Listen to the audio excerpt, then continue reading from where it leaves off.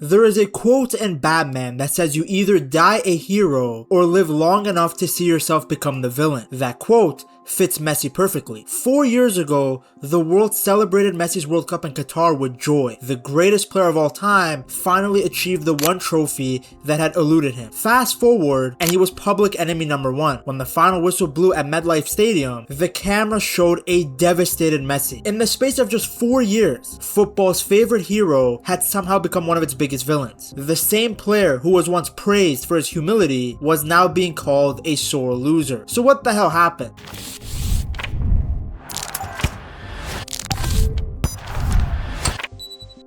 What's funny is that for years, one of the biggest criticisms Messi faced back home in Argentina was that he felt too European. Compared to Diego Maradona, Messi was seen as too quiet, too calm, and too respectful. He didn't really argue with refs, start confrontations, or embrace that win-at-all-cost mentality that many Argentinians associated with their greatest football icon. When matches became heated, Messi usually kept his head down and just let the football do the talking. Then came the 2022 World Cup. Under Lionel Scaloni, Argentina became a completely different team. Not only were they technically brilliant, they were emotionally charged, fiercely competitive, and more than willing to get under their opponent's skin. For the first time in his career, Messi embraced that side of the game too. Nothing summed that up better than the quarterfinal against the Netherlands, the Battle of Lusail. It was one of the most chaotic World Cup matches ever played. Mateo Lahoz handed out a tournament record 18 yellow cards and 1 red as tensions boiled over from start to finish. Argentina fully embraced football's dark arts. You had Paredes starting a literal brawl after smashing the ball into the Dutch bench. Argentine players constantly tried to distract Dutch penalty takers during the shootout. Every foul, every challenge, every decision seemed to add even more fuel to the fire. Even Messi, who's usually so reserved, played a very different role. After scoring his penalty, he celebrated directly in front of the Netherlands bench by cupping his hands behind his ears towards Louis van Gaal, a clear response to comments the Dutch manager had made before the match. And the celebration actually goes even deeper. It was a response to the way Louis van Gaal treated one of Messi's idols, Riquelme, during their time at Barcelona. Then of course came the moment that everyone remembers. While giving a television interview after Argentina had won, Messi noticed Weghorst standing there. Looking directly at him, Messi interrupted his interview and delivered the now famous line, "Que mira bobo."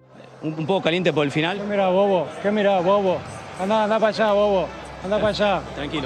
Tranquilo, Leo. The clip instantly went viral and became one of the defining moments of the tournament, because normally taunting an opponent on live television or provoking the opposition manager would attract criticism. But in 2022, the reaction was completely different. Most fans loved it. After years of being criticized for lacking passion compared to Maradona, people saw a different Messi. They saw someone willing to fight, stand up for himself and his teammates, and do absolutely everything possible to win the one trophy that had always escaped him. Because the world wanted to see his World Cup fairy tale completed, you could argue that much of Argentina's aggressive behavior was viewed through a very different lens. Instead of being condemned, it was often described as passion, determination, and the mentality needed to become champions. By the time the 2026 World Cup arrived in North America though, everything had changed. On the pitch, Messi was still sensational. He led Argentina all the way back to another World Cup final, finishing the tournament with 8 goals and 4 assists. Individually, there was very little to criticize. But away from the statistics, the mood surrounding Argentina had completely shifted. As they battled their way through another World Cup, frustration began to grow among rival fans, players, and even some managers. Every controversial reffing decision, every tactical foul, and every heated confrontation seemed to just add more fuel to the fire. To Argentina supporters, it was simply the mentality of champions doing whatever it took to defend their crown. To their critics, it was something very different. Many argued that Argentina benefited from the respect Messi commanded, that they received too much leniency from the refs, and that every 50-50 call went their way. The first major controversy happened in Argentina's first game against Algeria. Just over half an hour into the match, Messi lunged into a challenge on Algeria captain Aissa Mandi. He missed the ball and his studs raked down on the back of Mandi's calf and Achilles. People felt he should have gotten a straight red card, but the Polish referee, Marciniak, saw it differently. He awarded only a free kick, showed no card, and VAR never sent him to the monitor for a second look. Messi stayed on the pitch, and he scored a hat-trick. At the time, the incident sparked a lot of debate, but it became an even bigger story 2 weeks later, because during the round of 32,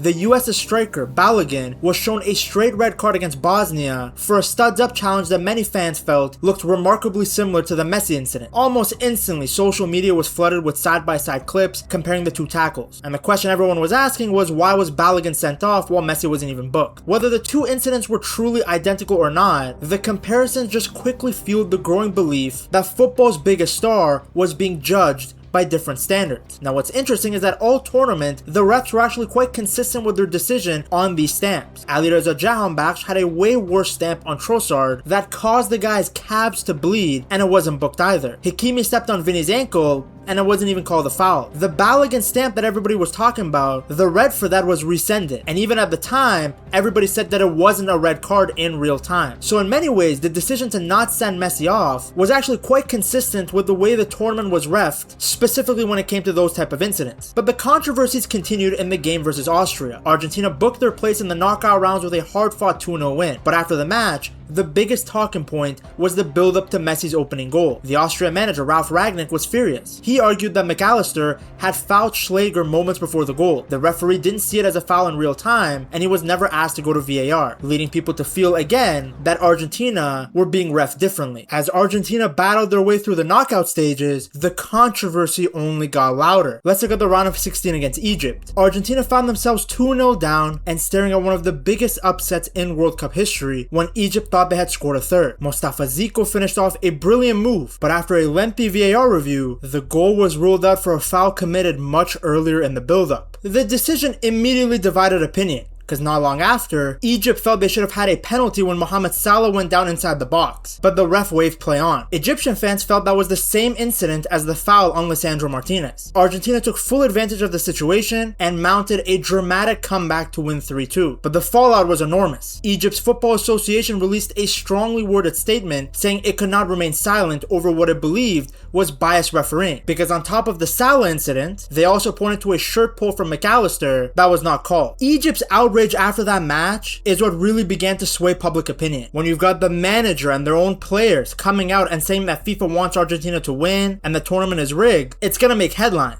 احنا اتظلمنا النهارده والناس كلها شايفه، يعني انا مش هتكلم في حاجه زي كده. كسبت 2-0 من بعد نتيجه 2-0 وكل حاجه ضدنا وكل حاجه عكسنا. انا مش عارف الجون الثاني دي اتلغى ليه اصلا، انا مش شايف له سبب، بس لازم هندور لها على حل عشان ما يجيش جون تاني. هو كان عايز يلغي التالت بس الحمد لله ربنا ما وفقوش. So now many neutrals saw Egypt as the little guys that were screwed over by the big guys. Then the quarterfinal against Switzerland only added more fuel to the fire. With the match level at 1-1, Paredes was initially booked for a foul on Embolo. The decision was reviewed by VAR and it showed that Embolo had actually dove. Since he was already on a yellow, a second booking for simulation got him sent off. Argentina eventually won 3-1 after extra time, when before the incident it was 1-1. The Swiss manager Murat Yakin didn't hide his frustration afterwards. He said his team had been eliminated because of a decision that he described as completely unacceptable. So naturally, by the time Argentina reached the semifinals against England, frustration from rival fans, casual fans, neutrals, it had all reached a boiling point. Well, Argentina won again, this time 2-1 thanks to a dramatic stoppage time header from Lautaro Martinez, booking another place in the World Cup final. But once again, it wasn't just the football making the headlines. After the final whistle, several Argentine players celebrated by holding up a banner reading "Las Malvinas son Argentinas," referring to the disputed Falkland Islands. The political message sparked another international controversy. Messi also had little interest in calming the situation. When asked about the growing criticism surrounding Argentina,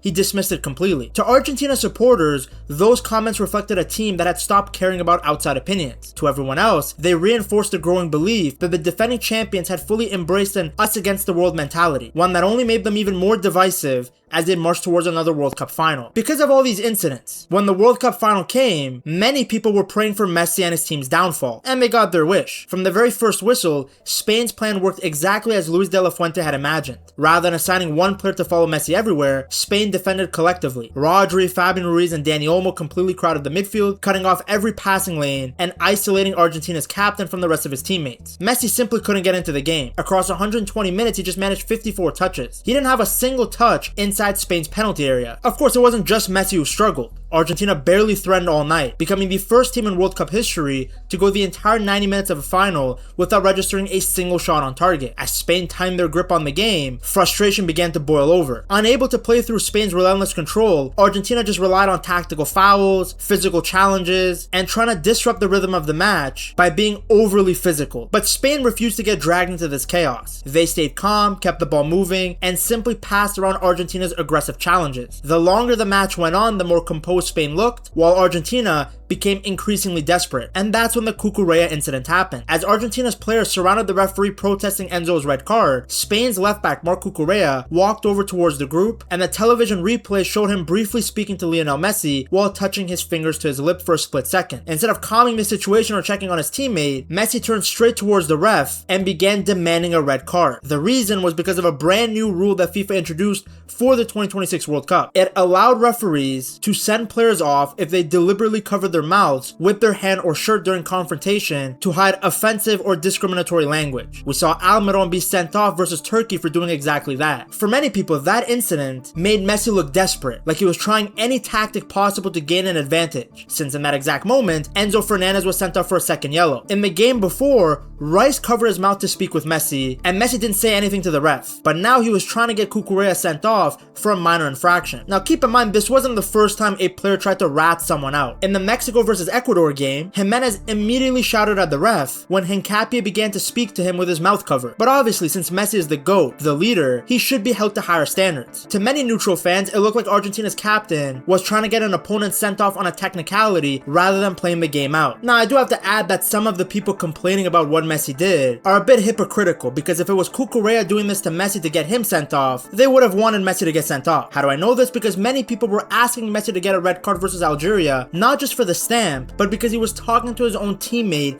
with his mouth covered. Anyways, with Argentina down to 10 men and completely exhausted after chase deadlock. But the final whistle didn't bring the drama to an end. It may put teammates away or calm the situation. Many people felt that Messi should be doing more as a leader to control the Argentinian players. There's a tendency to separate Messi from the rest of the team, to isolate him from the thug-like things that some of the Argentinians will do. Messi himself does it too. In the game versus Spain and in the game versus England, a lot of fights were breaking out between his teammates and the opposition, and he just kind of walked away from it and observed from afar. He's like, I'm too old for this nonsense. Now the thing is, Messi knows that this aggression and hostility from his teammates is what makes Argentina so good. So he's never gonna come out and tell them to stop. And he has the power to do it, because you can see him telling Argentina players to be respectful with their celebrations in front of the Brazilians when they won the 2021 Copa America. Another example of an incident that Messi could do more as a leader happened 2 years ago. You see, after winning the 2024 Copa America, Enzo Fernandez and some of his Argentinian teammates sang a song that included racist and homophobic slurs about the French national team. Now, Enzo later came out and apologized for what he had done, but Messi himself, as the captain,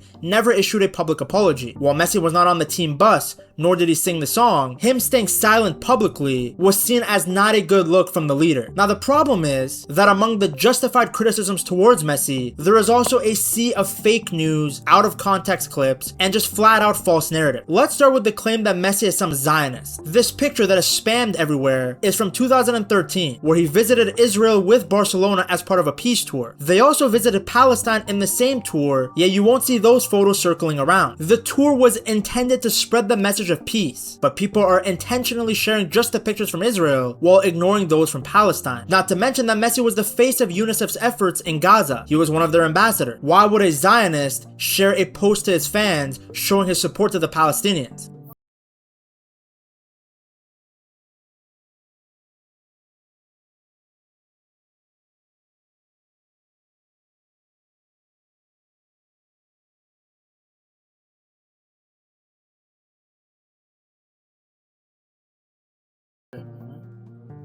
Then you have all the rigged narratives that always follow Messi. They had been bubbling since the 2022 World Cup. Back then, you could argue that Messi had a sympathy buffer. For years, football fans had been so desperate to see him complete his career by winning the World Cup that they were so emotionally invested in the story that they were far more willing to overlook Argentina's gamesmanship, tactical fouls, and emotional outbursts. It wasn't seen as ugly, it was seen as passion. But because Messi had already won the World Cup, Argentina were no longer the underdogs chasing history. They were the defending champions trying to stay on top. So when they used the same tactics, people no no longer saw determination. They saw arrogance. They saw players that were sore winners and sore losers. What had once been celebrated as a fighting spirit was suddenly described as entitlement and poor sportsmanship. Another reason Messi is hated now is due to something deeply rooted in Argentine football culture. There's a concept known as viveza criolla. It's the idea of being street smart, doing whatever it takes to gain an advantage. In Argentina, many fans see it as a part of the country's footballing identity. So while people call Argentinians cocky, cheaters, and dirty players, inside the country, that attitude is often celebrated. So when Messi tried to get Cucurella sent off, Argentinians probably loved it, but many neutrals felt he was trying to exploit the rule. He looked like someone willing to use every possible loophole to win. Now, what does all of this mean for Messi's legacy? To be honest with you guys, nothing. Maradona scored with his hand in 1986, then allegedly spiked the drinks of the Brazilians in 1990, yet he's still viewed as one of the greats today, still loved by millions. Beckham was hated by all of England after getting a stupid red card. Now he's one of their ambassadors. Zidane headbutted Materazzi on national TV in a World Cup final, costing his team the tournament, and he's still a global icon for football. Messi will be the same way. Sure, some might have turned their backs on him